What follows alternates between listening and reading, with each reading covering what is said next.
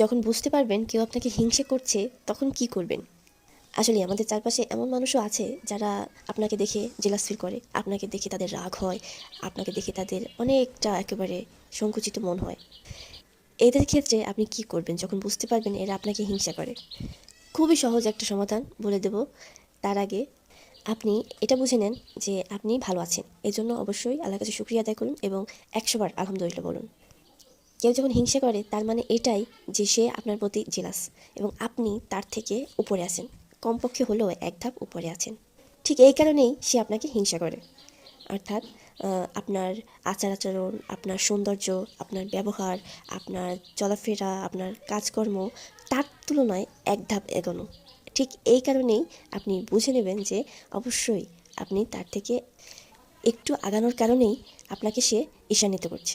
ঠিক আছে? অবশ্যই আপনি তাদের থেকে যোগ্যতা সম্পন্ন এবং আপনার ফ্যামিলি ব্যাকগ্রাউন্ড ভালো, প্লাস হচ্ছে আপনার আচার আচরণ অবশ্যই চোখে পড়ার মতো। তাই কখনো এদের সাথে তর্কে লিপ্ত হবেন না।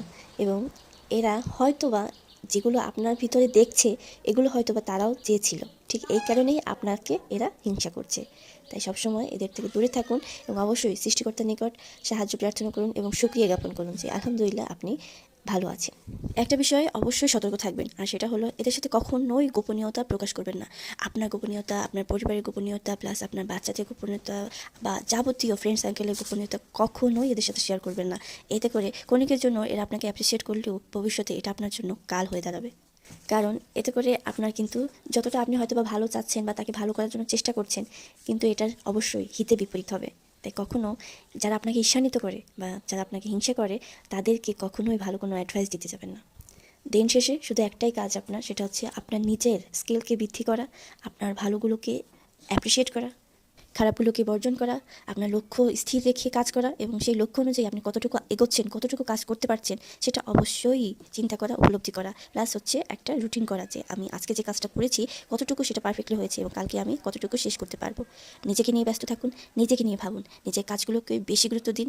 ইনশাআল্লাহ এতটুকু বলতে পারি, যদি আপনি নিজের কাজের প্রতি ফোকাস হন ভালো থাকবেন, কখনোই হতাশায় ভুগবেন না। আজ এ পর্যন্তই, সবাই ভালো থাকবেন। আল্লাহ হাফিজ।